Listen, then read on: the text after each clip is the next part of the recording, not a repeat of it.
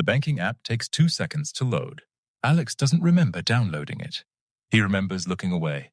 Then the balance loads. 100,030.75. His thumb freezes on the screen. He reads it again, slower this time, like the number might correct itself. It doesn't. 6 years ago, this same account had $11 in it. 11. He remembers because he'd screenshotted it as a joke. So what actually happened in between? That's the question this video answers. Not with a hack, not with a lucky trade, but with a number most people scroll past because it looks too small to matter.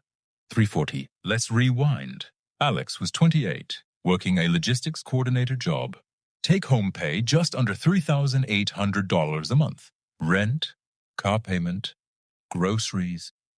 By the time everything cleared, he had somewhere between $200 and $500 left over most months. Some months, nothing.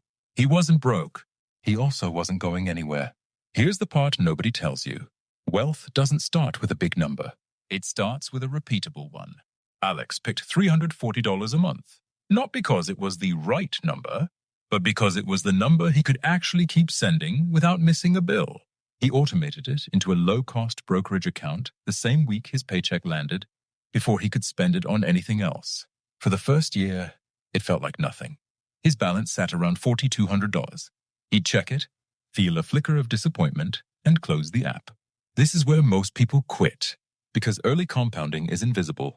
The math is working. It's just working too slowly to feel real yet. Imagine planting a tree and checking its height every single day. For months, it looks the same.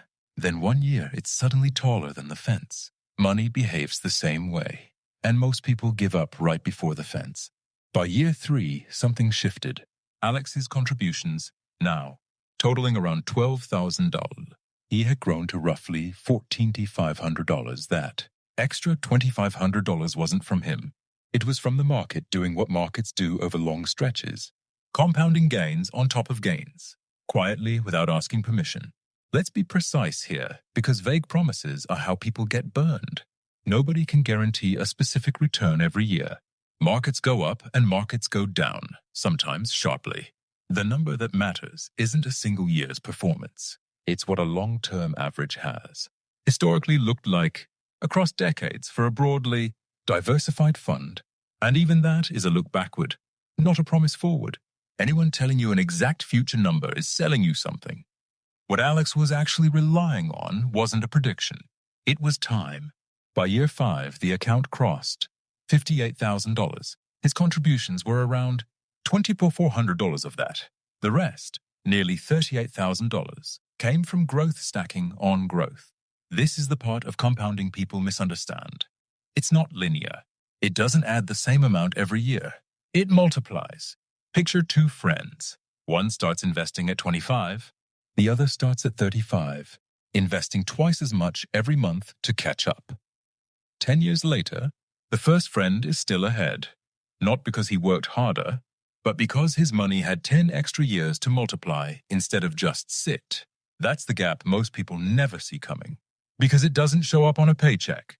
It shows up decades later as a $40,000 head start that a decade of catching up. Contributions can't fully close. Back to Alex, year 6. The balance app open in his hand. 100,030.75. Total contributions across those 6 years, roughly $4,500. Everything above that, more than $75,000, came from compounding. Not a bonus, not a raise, not a side hustle. Just $340 a month, left alone, allowed to multiply. Here's the moment that actually matters. Though, not the balance, but what almost didn't happen. 18 months in, Alex's car needed a $2,200 repair. He came within one tap of pulling from that account. He didn't. He financed the repair over 12 months instead, at a manageable interest rate, and kept the $340 moving. That single decision, protecting the compounding instead of interrupting it, is arguably worth more than the $340 itself. Because every withdrawal doesn't just remove money, it removes time. And time is the one ingredient compounding can't replace. Compare that to his coworker, Danny. Danny made about $6,000 more a year than Alex. Newer truck, nicer apartment, On paper, Danny looked like he was winning. But Danny's truck payment alone ate almost $650 a month, nearly double what Alex was investing. 6 years later, Danny had a truck worth less than what he paid for it. Alex had 6 figures quietly working for him in the background. Same starting point, different math. That's the whole story. So here's the actual formula, and it's not complicated, which is exactly why people underestimate it. Start small enough that you won't quit. Automate it so you can't talk yourself out of it. Protect it from your own emergencies whenever possible, and give it more time than feels comfortable. That's it. That's the 100K formula. Not a stock pick, not a secret account, not a risky bet. A boring, repeatable number, left alone long enough to stop being boring. If Alex had waited until he had more to invest, which is what most people tell themselves, he'd likely still be waiting. The $340 wasn't the point. The starting was.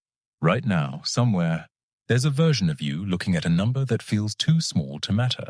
50 a month, $150, 340. It feels irrelevant next to a $100,000 goal. It isn't. It's the entire mechanism. The account that hit 6 figures didn't do it with a big move.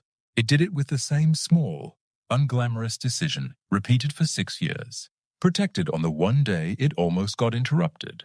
The question was never, how do I get $100,000 fast? It was always, what's the smallest number I can commit to and never stop sending? That number is different for everyone, but the pattern isn't.